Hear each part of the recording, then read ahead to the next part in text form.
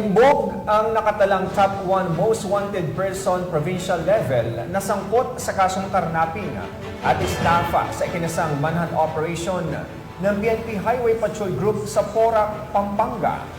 Patuloy naman ang pambansang pulisya sa pagpapaigting ng kampanya kontra kriminalidad para sa pagpapanatili ng kapayapaan at kaayusan ng komunidad. Magbabalita dyan si Patrolman Mark Roland Feliciano.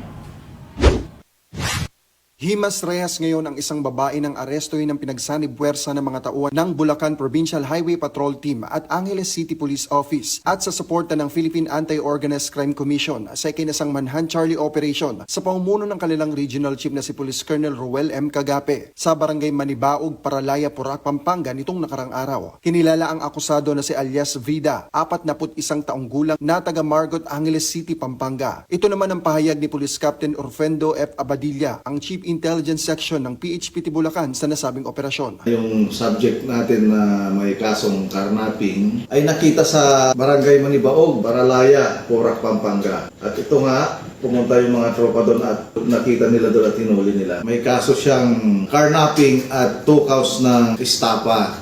Di umano itong akusado natin ay kasama sa Dimasanga Red Tangay Group. Ang modus nila ay magrenta ng sasakyan, tapos magpapagawa sila ng peking dokumento at maghahanap sila ng buyer kung saan nila ito ibabagsak. Last year pa ito na binabantayan ng ating tropa. Itong akusado natin ito ay nasa top 1 most wanted ng provincial level ng Angeles City Police Office. Ang nasabing ang akusado ay haharap sa isang kasong karnaping o mas kilala sa tawag na Republic Act 10883 or the New Anti-Carnapping Act of 2016 sa bisa ng warrant of arrest na nilagdaan noong November 6, 2023 ni Honorable Rodrigo Igo del Rosario, Presiding Judge ng Regional Trial Court Angeles City Branch 114 Angeles, Pampanga na may nirekomendang piyansang 300,000 piso at 2 kaso ng estapa through falsification of commercial documents na nilagdaan naman ni Honorable Janet O. Pueca, Presiding Judge ng Regional Trial Court Angeles City Branch 3 na may nirekomendang piyansang 36,000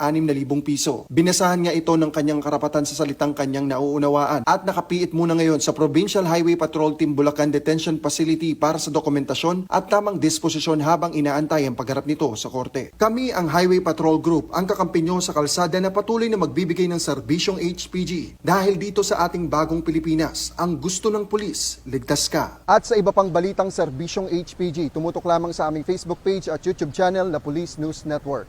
Mula sa tanggapan ng kakampi nyo sa kalsada at sa pamumuno ng aming buting direktor, Police Brigadier General J.R. Kumigad, ako ang inyong PNN correspondent, Patrolman Mark Roland Feliciano para sa Police News Network, alagad ng batas, tagataguyod ng balitang pulis.